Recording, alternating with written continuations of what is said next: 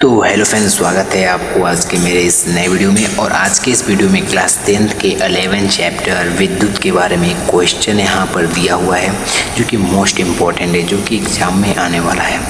और इस क्वेश्चन को मतलब सॉल्व कैसे करेंगे। और इसमें देखिए, ये एक विद्युत धारा इसमें क्या आता है 6 एम्पियर है, जो कि इसमें एक ये क्या है, ये सब एक परिपथ है।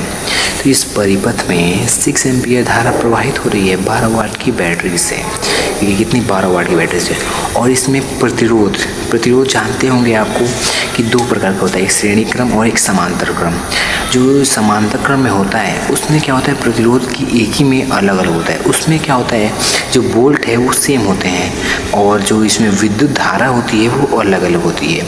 और जो श्रेणी क्रम में है इसमें क्या कहते हैं, विद्युत धारा कहते हैं प्रतिरोध इसमें सेम होती है और वोल्ट अलग अलग होते हैं। ठीक है, इसमें इतना ही डिफरेंट होता है। तो आपको क्या करना है, सबसे पहले आपको इसमें से आर फाइंड करना है, यानी इसमें से श्रेणी क्रम का जो एक प्रतिरोध है ये हम लोग को नहीं दिया है और समांतर क्रम का दोनों प्रतिरोध दे दिया है, आपको आर को निकालना है।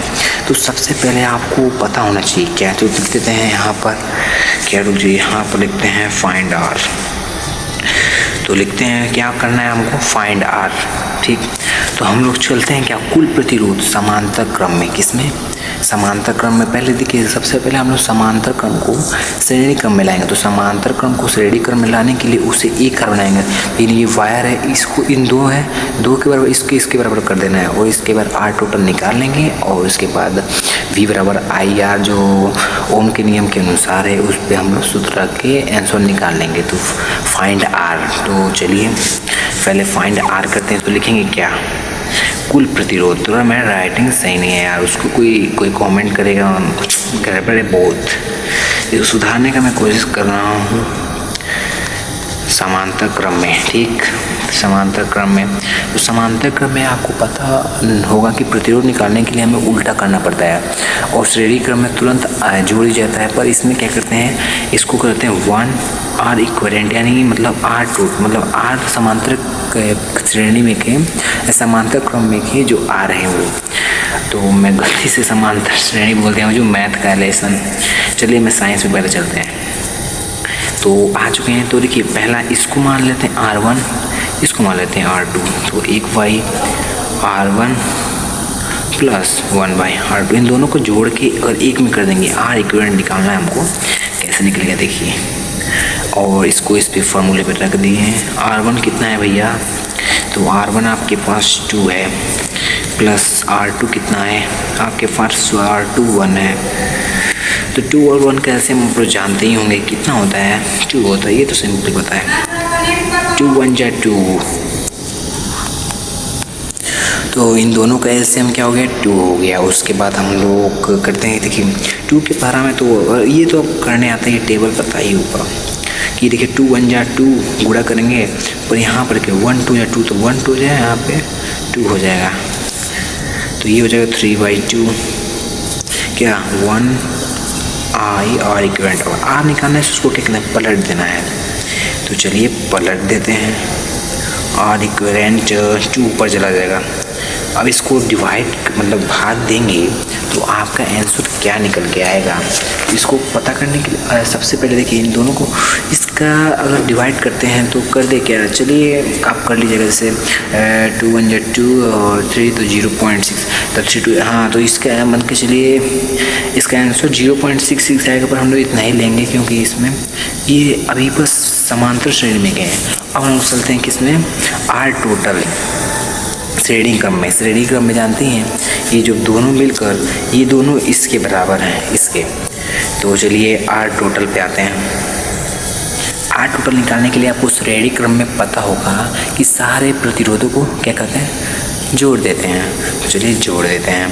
भाई कैमरा मेरा फ्रीज हो रहा है यार, इसी के लिए मैं थोड़ा दिन के डिस्टर्ब हो गया हूँ। तो इसको उनको जोड़ देते हैं, इन सारे को, ठीक, इन सारे। और ये आर, इसको समीकरण 1 मानना है। अब हम लोग क्या करना है, चलना है ओम के नियमानुसार। किसके, ओम के नियमानुसार। तो यहाँ पे देखेंगे, चूँकि पता है हमको कि ओम का नियम क्या कहता है, बताइए आप। चलिए वीडियो को यहीं पे रोकिए और ओम का नियम के बारे में बता दीजिए। तो ओम का नियम कहता है V बराबर आई आर। यानी जो V होता है वो जो विद्युत धारा और प्रतिरोध के बराबर होता है। अगर V आपको ये पढ़ना, ये पढ़े होंगे, इसको अगर चाहेंगे तो मैं आपको समझा दूंगा। ये आपको इसमें ऐड किया जाता है V बराबर करने के लिए, ये आपको बाद में। तो हमको क्या निकालना है इसमें से R, तो R टोटल, यानी हमको अगर यहाँ पर R टोटल लिखेंगे तभी आंसर निकलेगा, क्योंकि हम लोग को सारे प्रतिरोधों को एक साथ निकालेंगे तो इसमें R का मान अपने आप निकल जाएगा, क्योंकि R टोटल का मान में दिया है यार। देखते हैं R टोटल, यही पेपर में 100% पूछेगा, वो भी 2 या 4 नंबर का।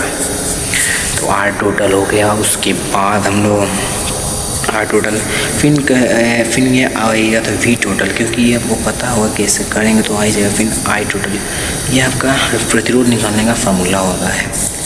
तो V कितना दिया है यहाँ पर आएगा, पहले यहाँ पर V 12 वोल्ट दिया है, 12 वोल्ट देखते रहते हैं। I कितना दिया है 6 एम्पियर, यानी विद्युत धारा का जो मात्रक होता है वो एम्पियर होता है। I बराबर I का मात्रक होता है एम्पियर, तो जो 6 से एम्पियर हो गया। अब इसको यहाँ पर नोट कर देंगे, तो 6 1 6, 6 2 12, 2 आ गया। तो आपका जो R टोटल है, अबे रुझिया, अबे यार मैं तो दोबारा डिवीजन कर दिया, चलो कोई नहीं। R टोटल निकाल लेते हैं पहले। R टोटल बराबर 2, बहुत भारी मिस्टेक हुआ है। क्या देखिए, R टोटल बराबर 2 हो चुका है, पर हम लोग चाहे रहते हैं तो यहाँ पर R टोटल का मान रख दे रहते हैं। चलिए आपके लिए मैं एक और आसान मेथड ला दूँ। तो R टोटल का तो मान दिया ये रहा, तो मैं इसलिए किया हूँ कि थोड़ा आपको समझ में आए। तो यहाँ पर रखते हैं R टोटल का मान बराबर 2। अब यहाँ पर कर लेते हैं, चलिए।